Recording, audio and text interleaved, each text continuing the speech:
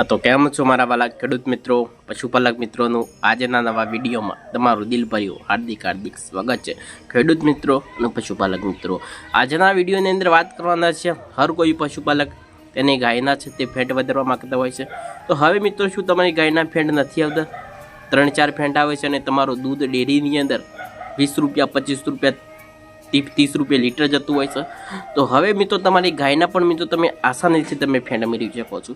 આજના વિડીયોની અંદર એક તમને એવો ફોર્મ્યુલા બતાવીશ, જો તમારા ગાયના જે ખાણદાણની અંદર જો તમે આ મિક્સ કરી તમારી ગાયને જો મિત્રો તમે આપવાનું ચાલુ કરી દેશો, તો તમારી ગાયના ફેન્ટ્સ એ મિત્રો તમે ભેંસના બરોબર સુધી તમે તેના ફેન્ટ્સ એ પણ તમે મેળવી શકો છો।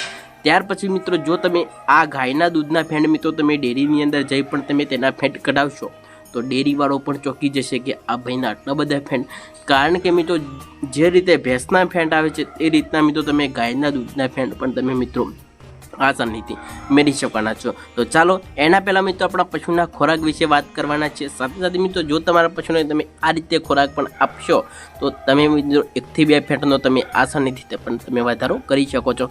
સાથે સાથે મિત્રો, વિડીયોની અંદર તમને એક એવા બે તમને ફોર્મ્યુલા બતાવવાનો છે। જો મિત્રો તમે આ ફોર્મ્યુલા તમારા ગાયના દૂધની અંદર પણ તમે મિલાવી દેશો, તો તમારા દૂધના જે ફેંટ્સ એ તમે આસાનીથી તમે વધારી શકો છો। તો ચાલો, વિડીયોની અંદર આગળ વધીએ એ પહેલાં એક લાઇકનું બટન છે તે દબાવવાનું નથી ભૂલવાનું।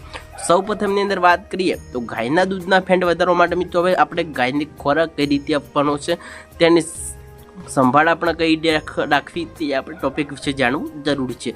સૌ પ્રથમની અંદર વાત કરીએ તો જ્યારે પણ મિત્રો તમારા ગાયને મિત્રો તમે સાચવણી કરો છો, તે સમયથી તમારે ધ્યાન રાખવું છે કે તમારા પશુનું શું કરવાનું છે કે 40% મિત્રો તમે સૂકો ચારો આપો છો, તો સાથે સાથે મિત્રો તમે 30% મિત્રો તમારે લીલો ચારો આપવાનો ચાલુ કરી દેવાનો છે। ઘણા જે પશુપાલક શું કરતા હોય છે, અત્યારે મિત્રો લીલો ચારો ખૂબ જ માત્રાની અંદર આપતા હોય છે ને સૂકો ચારો છે તે મિત્રો બહુ તે ઘટાડી દેતા હોય છે। સાથે સાથે મિત્રો આપણા ગાયના દૂધના ફેંટ વધારવા માટે સૌ પ્રથમ છે તે મિત્રો 40% મિત્રો તમે સૂકો ચારો આપો અને 20 થી 30% મિત્રો તમારે લીલો ચારો છે તે પણ આપવાનું ચાલુ કરી દેવાનું છે।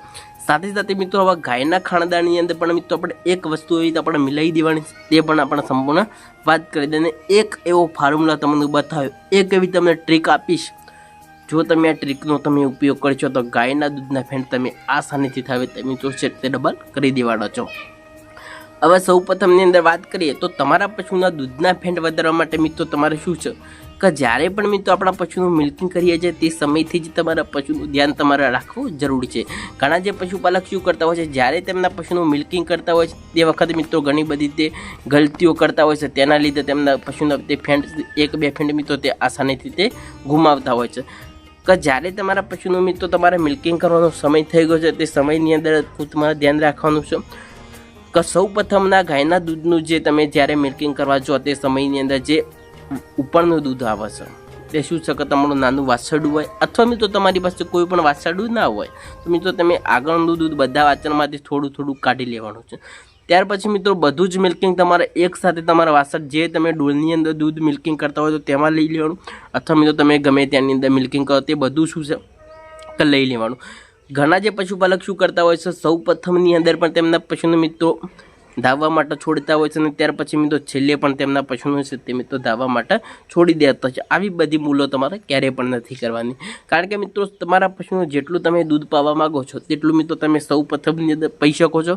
ત્યાર પછી મિત્રો બાકીનું વધેલું દૂધ છે તે બધું જ મિત્રો તમારે એકસાથે મિલ્કિંગ કરી લેવાનું। ત્યાર પછી મિત્રો તમે ડેરીની અંદર જો તમે તેના ફેંટ તમે કઢાવશો, તો 100% 100% મિત્રો 1 થી 2 ફેંટનો તમે આસાનીથી તમે વધારો કરી શકો છો।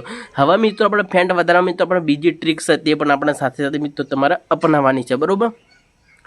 હવે તમારા પશુનું મિત્રો તમે ખાણદાણ કયું આપો છો તે પણ મિત્રો તમે કોમેન્ટની અંદર અવશ્ય તમે બતાવી શકો છો કે જો તમારા પશુનું મિત્રો તમે આ ખાણદાણ તમારા પશુનું તમે આપશો, તો ત્યાંથી પણ મિત્રો તમે આસાનીથી 1-2 ફેંટનો તમે આસાનીથી તમે વધારો કરી શકો છો। સાથે સાથે મિત્રો પશુઆહારની અંદર જે કપાસિયા ખોળ છે, સોયાબીનનો ખોળ છે, સાથે સાથે મિત્રો આપણા ખાણદાણની અંદર કોઈપણ ખાણદાણની અંદર ભૂસાવાળું આપણે પશુ આહાર આપતા હોય, ત્યાર પછી મિત્રો તેની અંદર 50 થી 100 ગ્રામ મિત્રો આપણા સરસોનું તેલ, કપાસિયાનું તેલ આવે તે પણ મિક્સ કરી તમારા પશુને તમે આપવાનું ચાલુ કરી દેશો, તો તેનાથી પણ મિત્રો તમે 1 થી 2 ફેંટનો તમે આસાનીથી વધારો છે એ પણ તમે કરી શકો છો, બરાબર? તમે 1 થી 2 ફેંટનો તમે આસાનીથી તમે વધારો છે એ પણ તમે કરી શકો છો। ફેંટ વધારવા માટે મિત્રો તમે કપાસિયા ખોર પણ આપી શકો છો, સોયાબીનનો ખોર પણ આપી શકો છો। કોઈ ખાણદાણની અંદર મિત્રો તમે સરસોનું તેલ પણ મિત્રો 50-50 અથવા 100 ગ્રામ મિત્રો તમે મિક્સ કરી આપવાનું ચાલુ કરી દેશો તો તેનાથી પણ મિત્રો તમે 1-2 ફેંટનો તમે આસાનીથી તમે વધારો કરી શકો છો। હવે આપણે શું કરવાનું છે તો ફેંટ વધારવા માટે મિત્રો તમારે એક ટ્રીકનો ઉપયોગ કરવાનો છે। એ ટ્રીક મિત્રો તમને છેલ્લે જતાં બતાવું, એના પહેલાં મિત્રો આ ભૂલ તમારે ક્યારેય પણ નથી કરવાની।